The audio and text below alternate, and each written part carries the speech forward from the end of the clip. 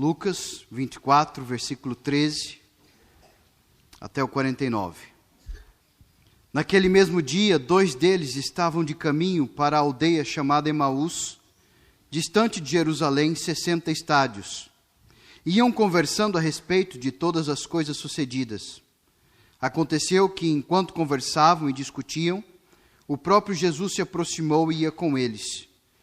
Os seus olhos, porém, estavam como que impedidos de o reconhecer. Então lhes perguntou Jesus: que é isso que vos preocupa? E de que ides tratando à medida que caminhais? E eles pararam, entristecidos. Um, porém, chamado Cleopas, respondeu dizendo: és o único, porventura, que, tendo estado em Jerusalém, ignoras as ocorrências desses últimos dias? E ele lhes respondeu: quais? E explicaram o que aconteceu a Jesus, o Nazareno, que era varão profeta, poderoso em obras e palavras diante de Deus e de todo o povo. E como os principais sacerdotes e as nossas autoridades o entregaram para ser condenado à morte e o crucificaram. Ora, nós esperávamos que fosse ele quem havia de redimir a Israel, mas depois de tudo isto, e já este o 3º dia, desde que tais coisas sucederam. É verdade também que algumas mulheres das que conosco estavam, nos surpreenderam, tendo ido de madrugada ao túmulo, e não achando o corpo de Jesus, voltaram dizendo terem tido uma visão de anjos, os quais afirmam que ele vive. De fato, alguns dos nossos foram ao sepulcro e verificaram a exatidão do que disseram as mulheres, mas não o viram. Então lhes disse Jesus: ó nécios e tardos de coração, para crer tudo que os profetas disseram. Porventura não convinha que o Cristo padecesse e entrasse na sua glória? E começando por Moisés, discorrendo por todos os profetas, expunha-lhes o que a seu respeito constava em todas as Escrituras. Quando se aproximavam da aldeia para onde iam, fez ele menção de passar adiante. Mas eles o constrangeram, dizendo: fica conosco, porque é tarde e o dia já declina. E entrou para ficar com eles. E aconteceu que, quando estavam à mesa, tomando ele o pão, abençoou, e tendo partido, lhes deu. Então se lhe abriram os olhos e o reconheceram. Mas ele desapareceu da presença deles. E disseram ao outro: porventura não nos ardia o coração quando pelo caminho nos falava, quando nos expunha as Escrituras? E na mesma hora, levantando-se, voltaram para Jerusalém, onde acharam reunidos os 11 e os outros com eles, os quais diziam: o Senhor ressuscitou e já apareceu a Simão. Então os 2 contaram o que lhes acontecera no caminho e como fora por eles reconhecido no partir do pão. Falavam ainda estas coisas, quando Jesus apareceu no meio deles e lhes disse: paz seja convosco. Eles, porém, surpresos e atemorizados, acreditavam estarem vendo um espírito. Mas ele lhes disse: por que estáis perturbados? E por que sobem dúvidas ao vosso coração? Vede as minhas mãos e os meus pés, que sou eu mesmo. Apalpai-me e verificai, porque o espírito não tem carne nem ossos, como vedes que eu tenho. Dizendo isto, mostrou-lhe as mãos e os pés. E por não acreditarem eles ainda, por causa da alegria, e estando admirados, Jesus lhes disse: tendes aqui alguma coisa que comer? Então lhe apresentaram um pedaço de peixe assado e um favo de mel. E ele comeu na presença deles. A seguir Jesus lhes disse: são estas as palavras que eu vos falei, estando ainda convosco. Importava se cumprisse tudo o que de mim está escrito na lei de Moisés, nos profetas e nos salmos. Então lhes abriu o entendimento para compreenderem as Escrituras. E lhes disse: assim está escrito, que o Cristo havia de padecer e ressuscitar dentre os mortos no 3º dia. E que em seu nome se pregasse arrependimento para remissão de pecados a todas as nações, a começar em Jerusalém. Vós sois testemunhas destas coisas. eis que vos envio sobre vós a promessa do meu Pai. Permanecei, pois, na cidade, até que do alto sejais revestidos de poder. Esta é a palavra do Senhor. Acredito que quase que de maneira universal, o ser humano tem uma fascinação pela estrada. Não obstante, o ser humano também tem uma fascinação por missões e propósitos.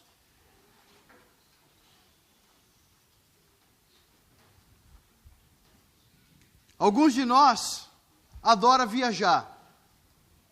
Eu particularmente não. Pelo menos de avião. Eu odeio viajar de avião. É terrível. Mas pegar uma estrada com um carro, com a família, devagar, vendo as coisas, é maravilhoso, não é? É uma fascinação no coração do ser humano de conhecer aquilo que ele não conhece. Há uma fascinação no coração do ser humano de fazer coisas que cumpram algo e dá um sentido de completude ou um sentido de inteireza quando nós completamos algo. Mas o grande filósofo e apologeta, Ravi Zacharias, disse o seguinte, que apesar do ser humano ter essa fascinação e querer fazer estas coisas, quanto mais ele cumpre coisas, mais vazio ele fica, porque ele percebe que ao cumprir essas coisas, aquilo não o satisfaz. Nesta manhã, eu quero dizer que Cristo satisfaz o nosso desejo por uma estrada. Também quero dizer que Cristo satisfaz o nosso desejo por uma missão. Cristo também não só satisfaz, como também nos capacita para andar nessa estrada, nesse caminho, e nos capacita a cumprir o propósito para o qual nós fomos criados. Se você está aqui nessa manhã, veio pela primeira vez na igreja, ainda está a pensar o que eles estão a fazer, o que é isso que eles cantaram, o que esse Senhor está fazendo agora, eu quero dizer o seguinte: o propósito último desta reunião é alimentar a nossa congregação com a pessoa de Cristo e apresentar Cristo para todos aqueles que adentram por nossas portas. Hoje, eu quero vos apresentar o autor do caminho, o consumador da mensagem e o capacitador da nossa missão. Jesus Cristo. Jesus Cristo de Nazaré, que nasceu de uma virgem, que viveu completamente sem pecado, que fez milagres inigualáveis na história do ser humano, que disse palavras que são discutidas por acadêmicos até hoje, que foi crucificado debaixo do governo de Pôncio Pilatos, mas que ao terceiro dia, cumprindo todas as profecias da palavra de Deus, esta que vos apresento, ressuscitou. E isto mudou completamente a história de toda a humanidade. O que nós estamos a tratar nesta manhã, como igreja, como pregador, como ceia do Senhor, não é um conto de fadas, não é pensamento positivo. Nós temos provas cabais de que tudo aquilo que estamos falando é a mais pura verdade. E é isso que Lucas apresenta. O relato que nós vemos não é imaginação de alguém. São profecias que foram dadas pelo período de 5.000 anos. Por vários autores em épocas diferentes e línguas diferentes, com idiomas e acentos, e até mesmo dentro da língua com variações de época, dizendo a mesma coisa.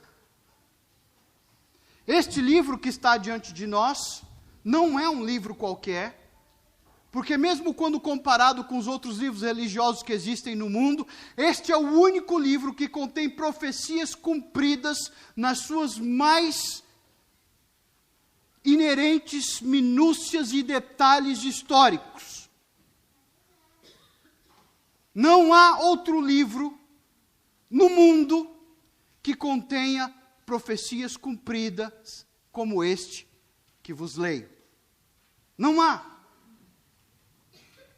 Como se isso não bastasse, o relato que lemos coloca um carimbo de veracidade nas Escrituras, porque não é somente profecias cumpridas, mas é o próprio ato da ressurreição. Jesus não só predisse que ele ia morrer, ele predisse que ele ia ressuscitar, e ele não predisse baseado somente nas suas palavras, ele predisse baseado em todos os profetas. E meus irmãos, amigos, queridos, familiares que estão aqui nesta manhã, eu posso vos declarar com toda certeza, junto com milhares de pessoas na história do cristianismo, quase bilhares já, na história do cristianismo, ele está vivo. 500 pessoas viram ele vivo. Esses que vos escreveram estas palavras e contaram esses relatos, morreram por causa dessa verdade. Não morreram por uma farsa, morreram pela verdade. A ressurreição é tão evidente, ela é tão histórica, que até os céticos reconhecem que alguma coisa aconteceu ali em Jerusalém naquele dia.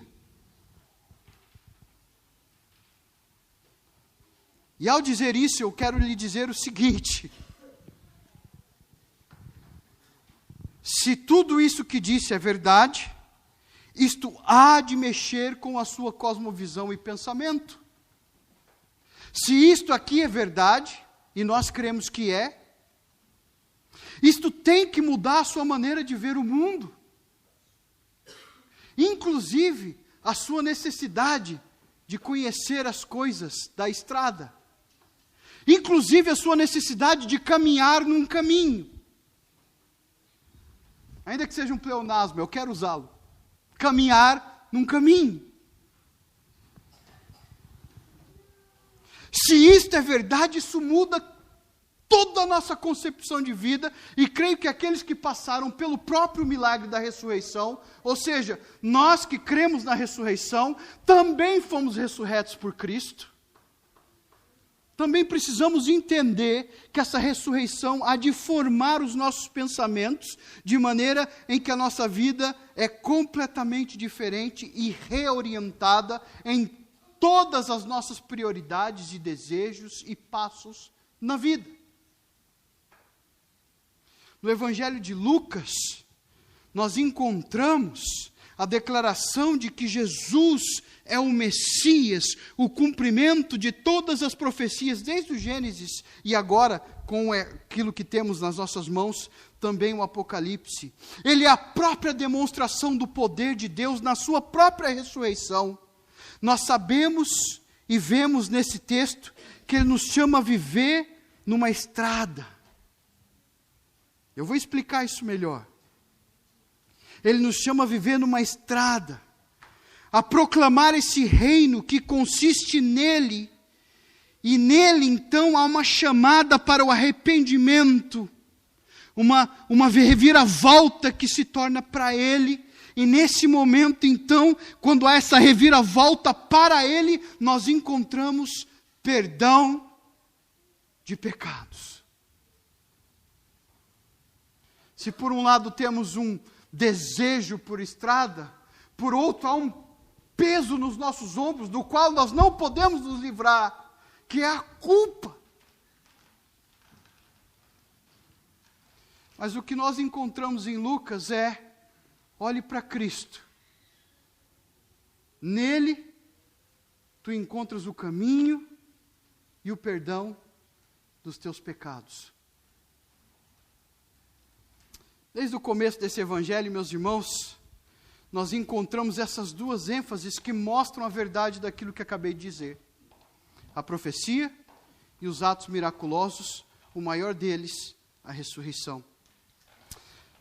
Nós vemos, meus irmãos, que a Bíblia, através do Evangelho de Lucas, nos apresenta esse Cristo, desde o começo, vou colocar dessa forma, não como, a Bíblia nos apresenta não como incidentes da história que levaram à crucificação, mas nos apresenta a vida de Jesus, desde o seu nascimento, como desígnio de Deus, que é produto da sua própria mensagem, de Deus, encarnada em Cristo, e não o contrário.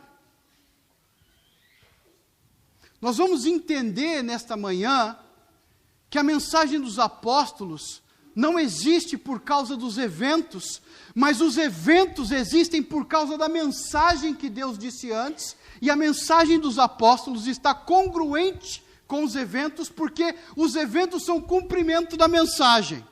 Se eu te embaralhei agora, segue o meu pensamento. A mensagem da boca de Deus é que determina os eventos da humanidade e não o contrário. Nós vamos perceber que Deus se revela para que entendamos qual é a nossa realidade e a partir desta realidade, então, cumprimos o que Deus quer em nossas vidas. Ora, pensando desta forma, pense comigo, faz de conta que você acabou de sair da escola dominical e por algum motivo o Manuel não ensinou Marcos e ensinou Lucas. E você está andando junto com ele no caminho, capítulo 1 e 2. No capítulo 1 e 2 nós vemos o nascimento de João Batista como profeta. Ele foi prometido no Velho Testamento para preparar o caminho do Senhor. Nós vemos o nascimento de Jesus como cumprimento de profecias. Ele nasceu de uma virgem, ele nasceu em Belém, ele é o rei prometido. Nós vemos toda essa história tomando forma logo no capítulo 1. Nós vimos muito sobre isso agora no Advento. Nós vemos Ana e Simeão a verem as profecias no nascimento de Cristo serem cumpridas diante dos seus olhos, e eles também proferem mais profecias para o povo de Deus que vão ser cumpridas na vida do Senhor Jesus Cristo. Nos capítulos de 3 a 9, Jesus nos mostra que o seu reino é o reverso da expectativa das pessoas. Eu quero que por aqui a gente pare um pouco. Jesus mostra que o reino que ele traz é o reverso da expectativa das pessoas. Em outra palavra, as pessoas pensam que estão num caminho, mas Jesus vem e mostra um caminho completamente diferente daquele que o ser humano construiu. O reino dele não tem os protocolos do ser humano, nem as expectativas do ser humano. Jesus mostra isso através do cumprimento das profecias, que já estavam no Velho Testamento, e também na veracidade das suas palavras e no seu poder. Cabalmente, mais uma vez, na ressurreição. É nesses versos, meus irmãos, que nós encontramos Jesus dizendo que veio para salvar o perdido.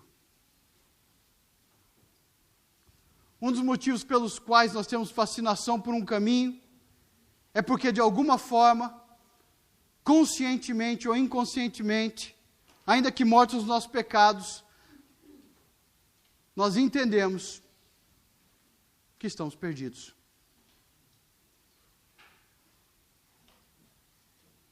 É óbvio que ninguém por esse entendimento chega a Cristo, mas a verdade é que Deus existe e que nós estamos de alguma forma perdidos dele, é inerente ao ser humano. Romanos capítulo 1. Nós trocamos a sua glória por outra glória, trocamos o seu caminho por outro caminho. Os capítulos 9 a 19 começa a estrada. Veja que o Evangelho nos apresenta que Jesus entra no caminho para Jerusalém. E é no caminho para Jerusalém que se aprende os profundos ensinos de Jesus Cristo. É ao andar no caminho para Jerusalém que os discípulos entendem as verdades sobre riquezas, sobre salvação, sobre o reino de Deus, sobre a inclusão de pessoas no reino de Deus. É no caminho para Jerusalém que nós vemos esse reverso do reino de Deus e pessoas improváveis se tornam parte do reino de Deus. Uma mulher doente, um traidor da nação como Zaqueu, um homem cego para quem ninguém ligava. Nós vemos pessoas sendo inclusas no reino de Deus das maneiras mais variadas no caminho para Jerusalém. A missão gentílica acontece também no caminho para Jerusalém, porque ali no meio disso tudo Jesus salvava tanto judeus quanto gentios. Apesar de haver uma prioridade, havia um escopo que era muito maior. Ele veio realmente, versículo 19 e 10, o Filho do Homem veio buscar e salvar o que havia perdido. O que havia se perdido, ou, melhor dizendo, o perdido. É nesse caminho para Jerusalém que Jesus arrebanha 70 pessoas para serem testemunhas. E eles saem a pregar o Evangelho. É neste caminho em que eles recebem uma capacitação, ainda que temporária, para fazer a obra do reino, como um prenúncio daquilo que iria acontecer no futuro. E cumprindo as Escrituras, Jesus entra em Jerusalém, no capítulo 19, montado no que, irmãos? No quê? Num jumento. Por quê? A gente sabe disso? Porque isso foi profetizado. Ele é aclamado pelo povo como foi profetizado, de acordo com as Escrituras. Mas naquele mesmo momento, como também foi profetizado, ele foi rejeitado pelos líderes de Israel. Nesse momento, Jesus prediz a destruição de Jerusalém. Ele fala isso nos mínimos detalhes, a ponto de dizer que do templo de Jerusalém não vai sobrar pedra sobre pedra. Ora, praticamente 40 anos depois, essa profecia se cumpriu. E de forma detalhada, não foi uma profecia, olha, Jerusalém vai ser destruído, o templo vai ser destruído. Não. O detalhe de pedra sobre pedra é muito real, porque os romanos, ao queimar o templo, derreteram o ouro que havia lá dentro. E ao derreter o ouro, esse ouro escoa pelas pedras do templo, e eles começam a marretar as pedras do templo, e não fica pedra sobre pedra, para conseguir cavar o ouro.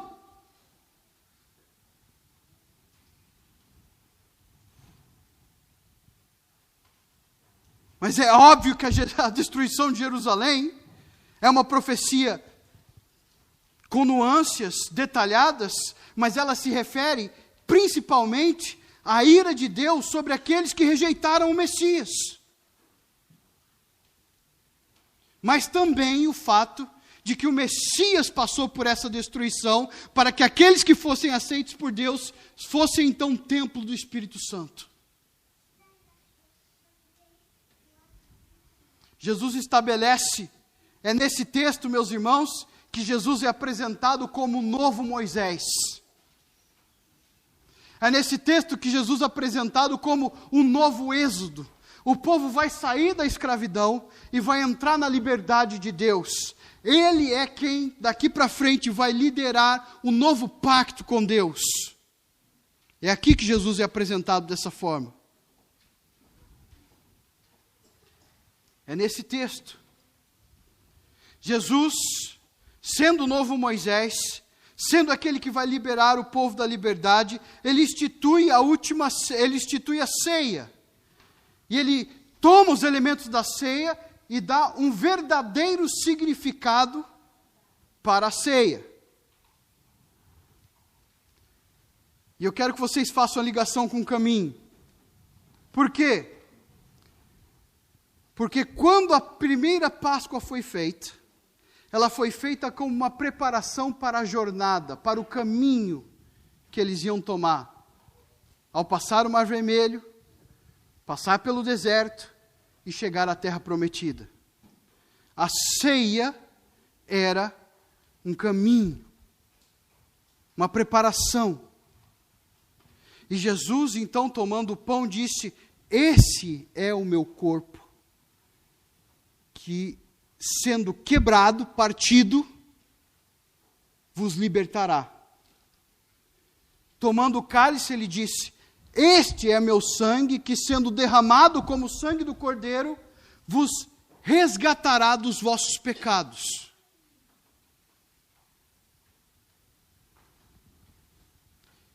E então, cumprindo as Escrituras,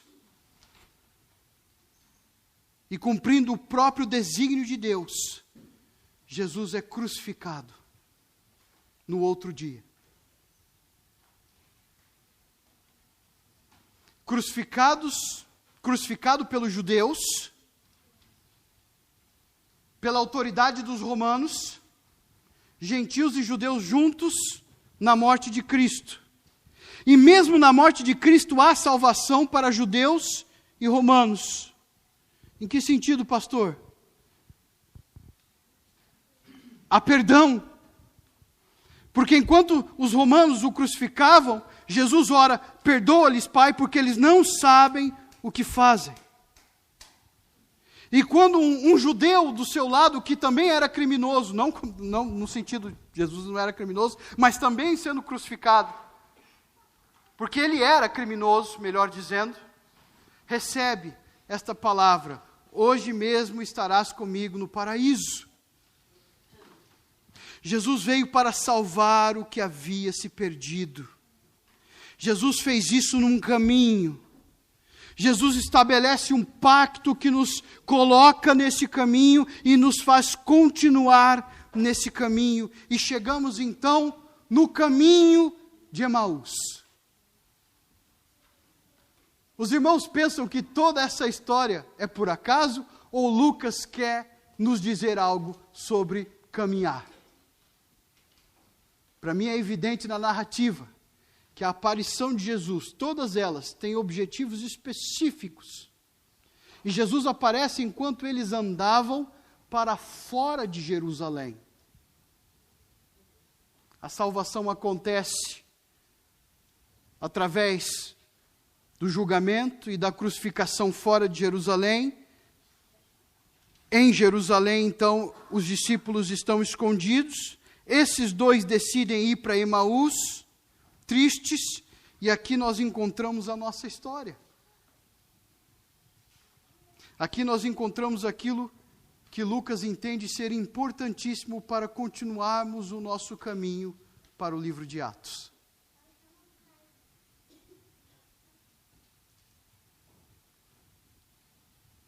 E como ele disse no livro todo, ele tem duas frentes de preocupação. Uma delas é dizer: as Escrituras foram cumpridas. As Escrituras serão cumpridas. A ressurreição é uma realidade. Por isso, nós estamos num caminho. Por isso, nós recebemos a habilidade do Espírito Santo para andar nesse caminho e cumprir a nossa missão, que é salvar o perdido. Ora, Cristo salva o perdido, mas aquele que proclama é usado para fazer a mesma coisa. Por isso, vamos olhar nesse momento para esse texto.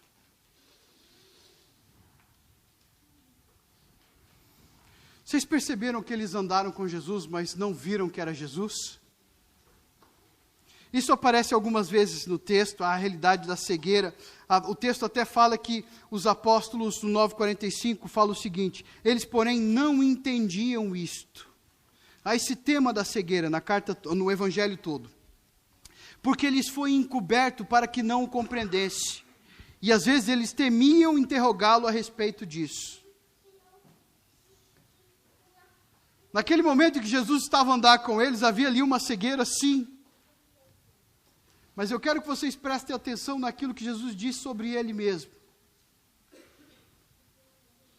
E a exclamação que ele faz para aqueles dois homens que ouviram, creram, andaram com os discípulos e agora voltam, talvez para sua casa, eu não sei, mas eles estavam no caminho de Emaús, derrotados.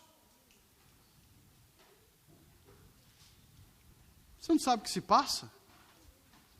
Aquele que era a nossa esperança foi crucificado pelos romanos, por causa dos nossos líderes.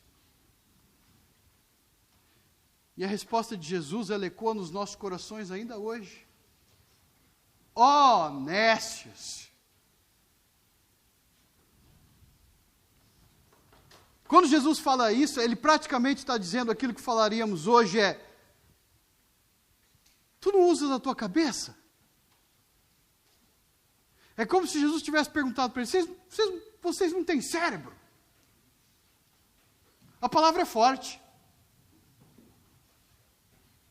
Vocês não têm cérebro? Não importava que tudo que está escrito sobre Cristo se cumprisse? Aqui não era o caso deles não conhecerem as Escrituras, aqui era o caso deles conhecerem as Escrituras, mas mesmo ao lerem as Escrituras, lhes faltava algo que fazia com que eles entendessem o propósito e o desígnio de Deus cumprido em Cristo. E é na ceia, porque Jesus dá a entender que ele vai continuar o caminho. Lucas não está fazendo isso ele não está fazendo isso por chance, é um propósito, ele escreve esses detalhes para nos indicar essa relação da ceia com o caminho. E ele fala, a intenção de Jesus era caminhar, era continuar o caminho, e eles falam, não, fique conosco e se restaure. A palavra quer dizer isso, se restaure, fica aqui conosco. Os irmãos já sabem, por exemplo, a palavra restaurante vem disso, não é? Os irmãos sabem disso?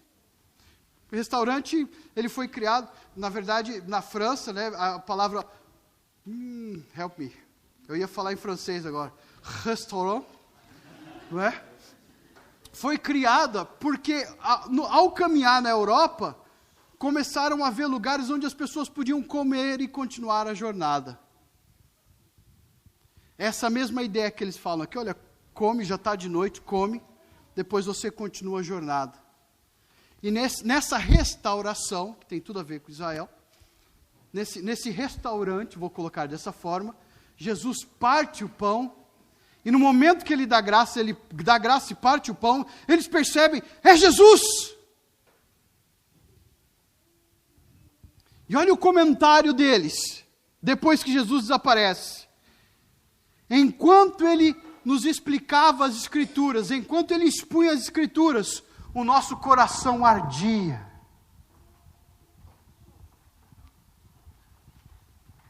Aqui nós encontramos aquela relação miraculosa. Quando alguém explica as Escrituras e o Espírito trabalha no coração das pessoas, há esse sentimento do nosso coração que eles não conseguem explicar de uma forma ou de outra, mas eles falam, olha, havia fogo no meu coração enquanto ele falava. Imediatamente eles saíram correndo e foram contar isso para os discípulos. A mesma coisa aconteceu com os discípulos, porque Jesus aparece para os discípulos, mas a ênfase continua, mesmo nas palavras de Jesus. Jesus disse, olha, em todas as Escrituras, havia de se cumprir o que se falava sobre mim. A minha volta. Jesus, então, eu quero que você leia comigo, a partir do versículo 44, quando ele se apresenta para os discípulos, os discípulos ainda estavam ouvindo os relatos daquilo que aconteceu no caminho de Emaús. Quando eles se apresentam para os discípulos, quando Jesus se apresenta para os discípulos, melhor dizendo, ele diz, paz seja convosco. Eles estão tão maravilhados, que eles não conseguem digerir a presença de Jesus.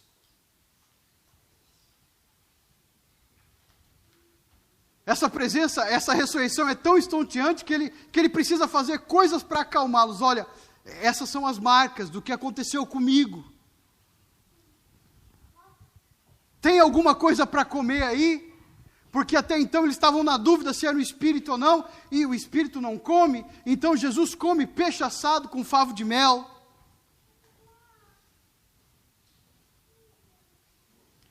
E à medida que isso acontece, a realidade da ressurreição foi descendo sobre a mente deles.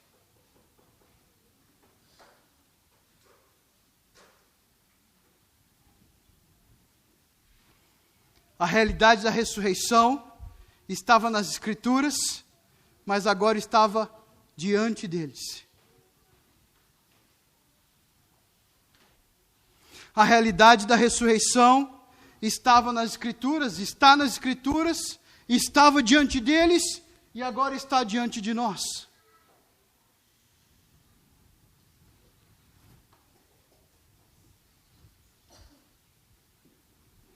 Aqui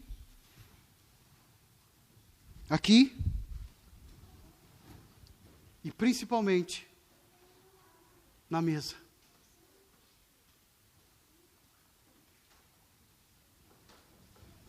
É nesse contexto que nós encontramos mais uma vez a chamada para a estrada, por causa da realidade da missão, a realidade da ressurreição. Encontramos a nossa mensagem, encontramos a nossa missão. Olha o que o texto nos diz a partir do versículo 44. A seguir, Jesus lhes disse: são estas as palavras que eu vos falei, estando ainda convosco. Importava que se cumprisse tudo o que de mim está escrito na lei de Moisés, nos profetas e nos salmos. Ora, o que Jesus fez aqui é colocar a ordem da Bíblia hebraica, Tanakh, que vai nos apresentar desta forma: o Pentateuco, os profetas e os salmos. Em outras palavras, Jesus está dizendo que em todas as Escrituras nós encontramos Cristo. O que Ele fez e o que Ele fará. Nós encontramos Cristo na sua primeira vinda, nós encontramos Cristo na sua segunda vinda, nós encontramos os benefícios e as maldições do seu reino. Tudo isso nós encontramos já no Velho Testamento.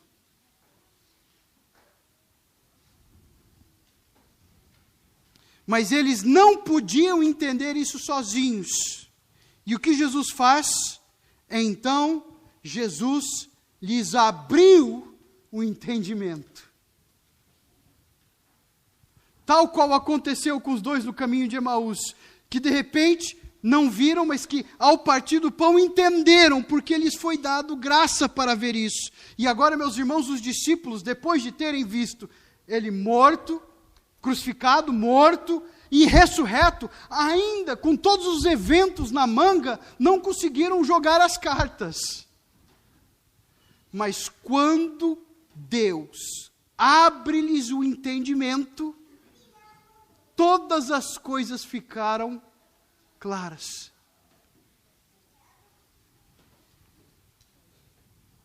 E lhes disse: assim está escrito, que o Cristo havia de padecer, ressuscitar no terceiro dia dos mortos no terceiro dia, e em seu nome, essa é a continuação da profecia, em seu nome se pregasse arrependimento para a remissão dos pecados a todas as nações, começando em Jerusalém. Se antes nós tínhamos o testemunho do Velho Testamento e a própria pessoa de Cristo, agora nós temos o testemunho do Novo Testamento, porque no versículo 48, o Senhor Jesus diz: agora vós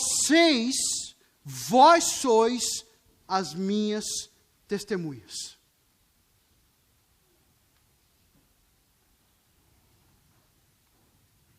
Você pode perguntar: pastor, mas esse mandato também não é para nós, a igreja? É. nós estávamos representados no alicerce da igreja, os apóstolos, neste momento. E aqueles que estavam com eles. E no versículo 49, mais uma profecia. Eis que envio sobre vós a promessa do meu Pai, a promessa do Velho Testamento. Aquela de que o povo de Deus receberia o Espírito Santo, que o coração de pedra se tornaria coração de carne, que o Espírito Santo desceria sobre toda a carne. Todas aquelas promessas do Velho Testamento vão ser cumpridas aqui. E por causa disso, Jesus disse, então vocês fiquem em Jerusalém, porque a caminhada de vocês vai começar de Jerusalém. Por quê? Porque será pregado em meu nome arrependimento para perdão de pecados em todas as nações. E aqui tira da sua cabeça a ideia de nações geográficas ou geopolíticas. Não é isso. Aqui são todos os povos da terra, Pantatá e Tinê, todos os povos da terra.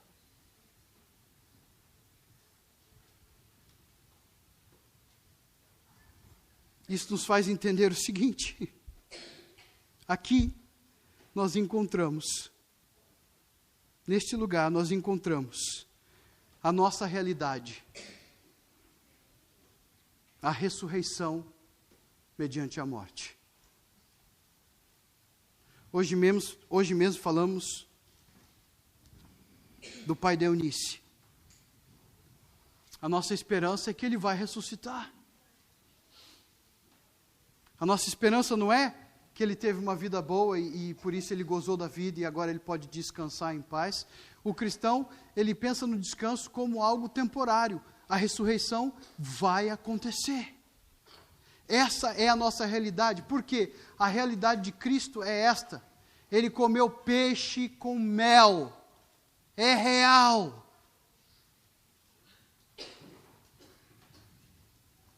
As pessoas não sabiam nem o que fazer quando viram ele. É real. Cristo ressuscitou. Algumas semanas atrás eu assisti um filme, no final do filme, eu não ia falar o nome do filme, que você fala, pastor, eu assisti esse filme, mas foi por acidente, eu estava passando no Netflix e aconteceu. E no final do filme de muita ação, aquela coisa toda, morte para tudo quanto é lado, no final do filme ele fala assim, nós não sabemos o que acontecerá depois da morte. Eu sei! Então, depois de tudo, eu me senti muito pequeno, porque os camaradas conseguem fazer tudo aquilo e tal, conseguem ganhar o mundo, matar os terroristas, e eu não consigo fazer nada. Eu estava me sentindo um pouco mal no final do filme, mas aí naquele momento eu percebi, teve alguém que morreu, teve alguém que ressuscitou, e teve alguém que voltou para dizer exatamente como é que é. Cristo Jesus. Essa é a nossa realidade. Mas ele veio nos mostrar também o caminho.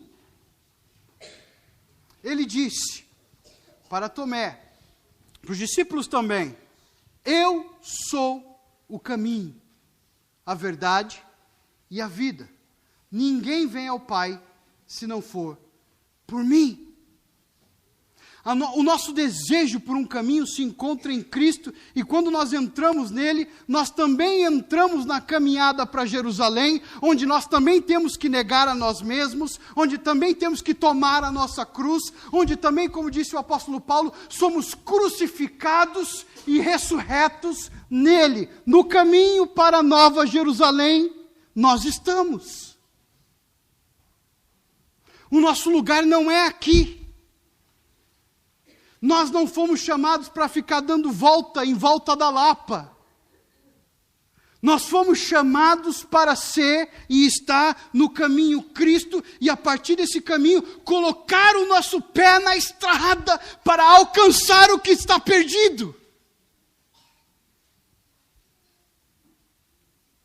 Nós fomos salvos para dentro da igreja, mas a igreja não é estática, a igreja tem um movimento do poder do Espírito Santo que nos impulsiona para buscar o perdido.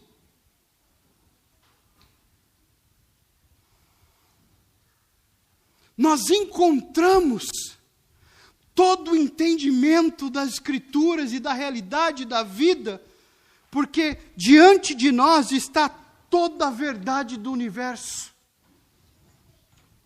carimbada, selada, demonstrada na pessoa de Cristo. E a mensagem também nos foi dada. A mensagem é essa: que as pessoas saiam dos seus caminhos e entrem em Jesus. Isto é arrependimento. A nossa missão é pregar isso a todas as etnias.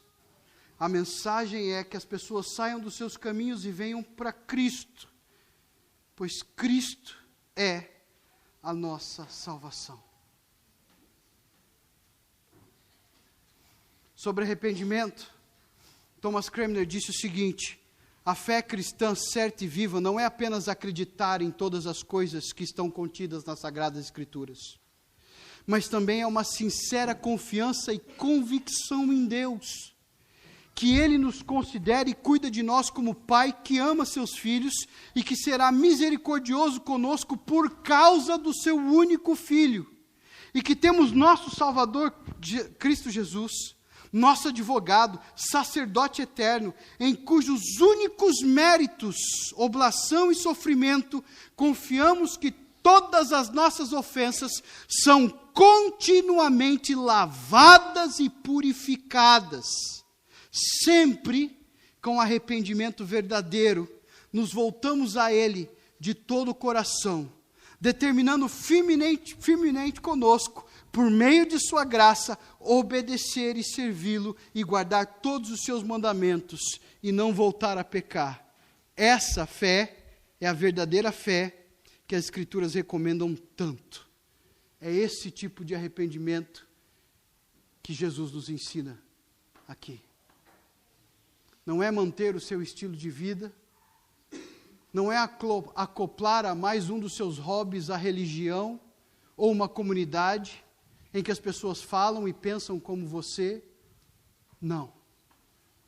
O arrependimento é mudar completamente de direção e voltar-se completamente para Cristo. Se você está aqui nessa manhã e você não tem certeza se houve arrependimento na sua vida, eu digo para você, meu querido, todo o seu ceticismo, toda a sua desconfiança diante das realidades daquilo que apresentei, só não são aceitas por causa do orgulho e da cegueira que está no coração de cada ser humano em sua própria morte. Mas também creio que Deus pode te ressuscitar hoje para que tu creias e se arrependa. Portanto, eu lhe digo, se arrependa e viva de acordo com Cristo. Se arrependa e deposite toda a sua fé em Cristo, e tu serás salvo. Mas Jesus não diz só o que nós vamos fazer, Ele também fala como nós vamos fazer. Nós vamos fazer isso no poder do Espírito Santo. Amém? Para eles era uma promessa, para nós já é uma realidade. A promessa foi cumprida, nós veremos isso no livro dos Atos, nós veremos os movimentos, os mesmos movimentos. Se você perceber, se tem um livro em que as pessoas estão no caminho, e que são chamadas o povo do caminho, é o livro de Atos. Ninguém está parado naquele livro. Ninguém está parado aqui na ressurreição. Até mesmo quando Cristo se revela para cegos, eles estão no caminho, indo para algum lugar. A questão é, para onde tu irás? E por quem? Mais uma vez quero repetir que os desígnios de Deus em sua mensagem é que determinam os eventos da realidade e não os eventos que determinam a mensagem. Em outras palavras, Deus falou e tudo se cumpre. Se Deus disse que pelo Espírito nós pregaríamos a todas as nações, Ele vai fazer, inclusive através de nós.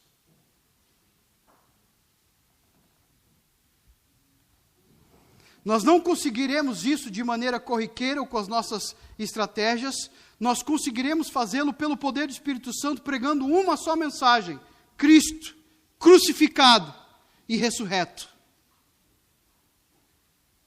Não adianta a gente trocar de isca ou mudar de vara, ou pensar num anzol melhor, não adianta nós pensarmos que esse lago vai ter mais peixe, não. Nada das nossas peripécias vão nos ajudar nesse momento.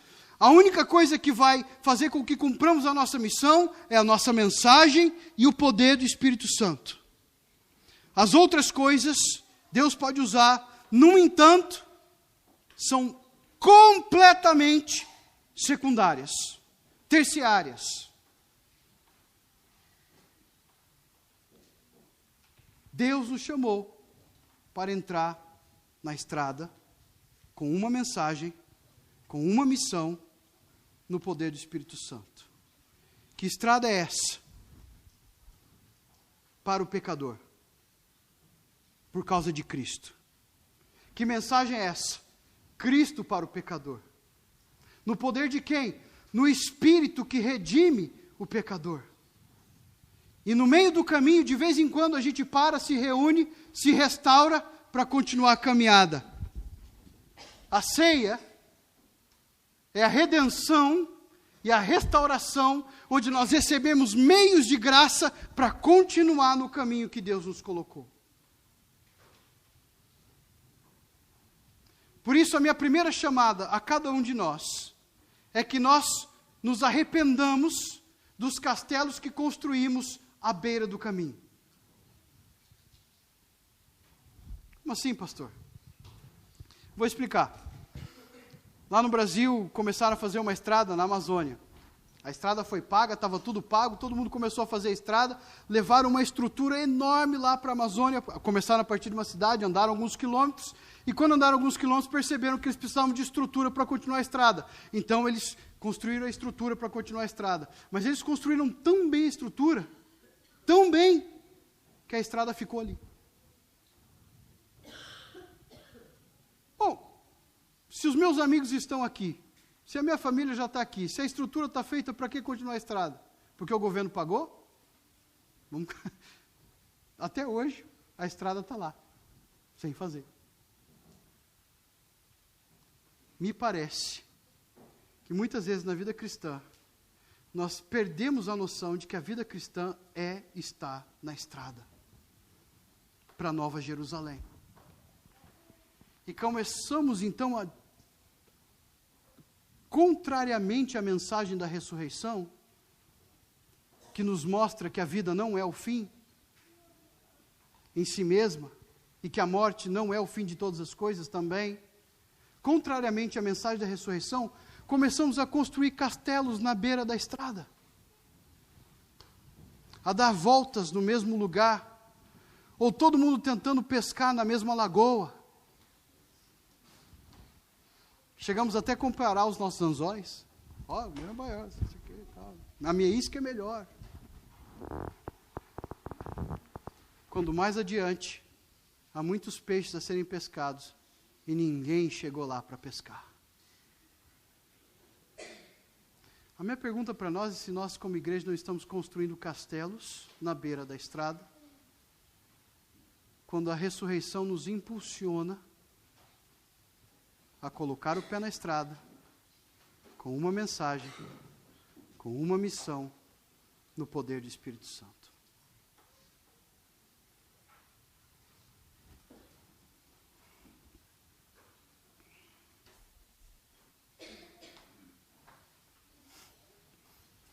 Não, as pessoas não se converterão pela nossa esperteza. Cristo vai ter que abrir os olhos das pessoas, como fez com os discípulos. Mas nós devemos estar na estrada, porque Ele também disse que nos usaria com o nosso pé na estrada, com a nossa boca aberta com a mensagem, que Ele iria abrir o entendimento das pessoas para que elas fossem salvas. Não são os nossos argumentos, nem a nossa esperteza, nem a nossa apresentação, mas o conteúdo da nossa mensagem é que salva o pecador.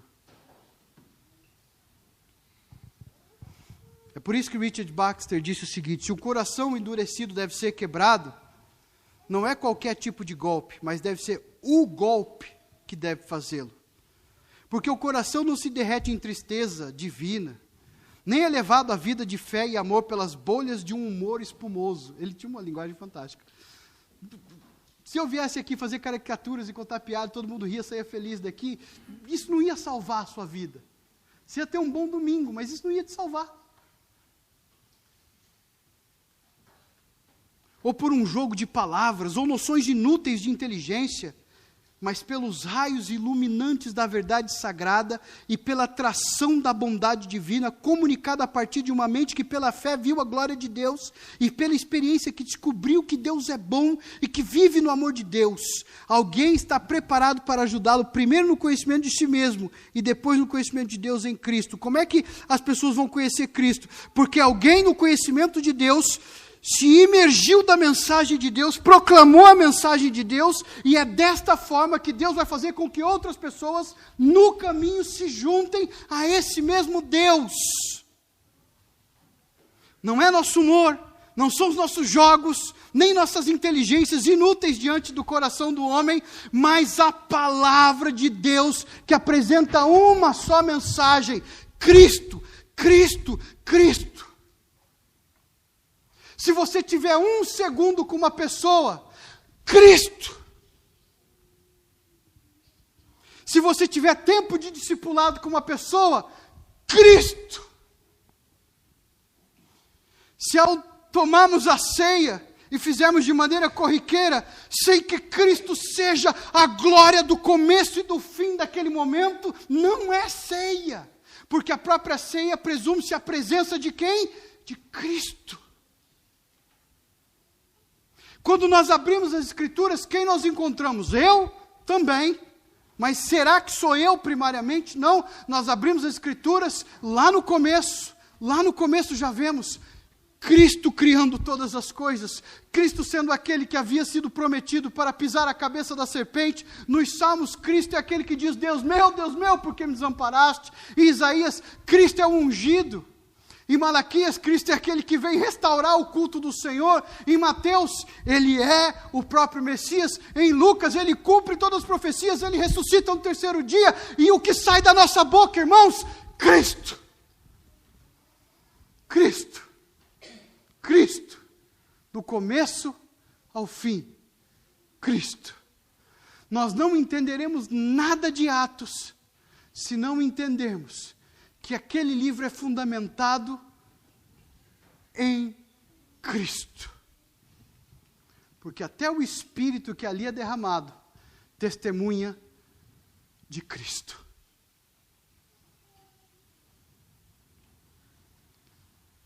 Meu querido irmão, minha irmã, é assim a sua vida?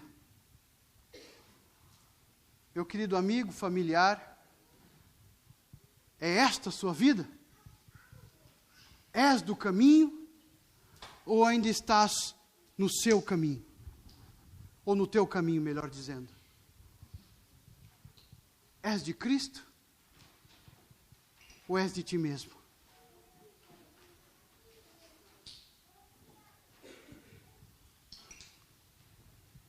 E para você, que já passou pela ressurreição, pergunto: estás no caminho?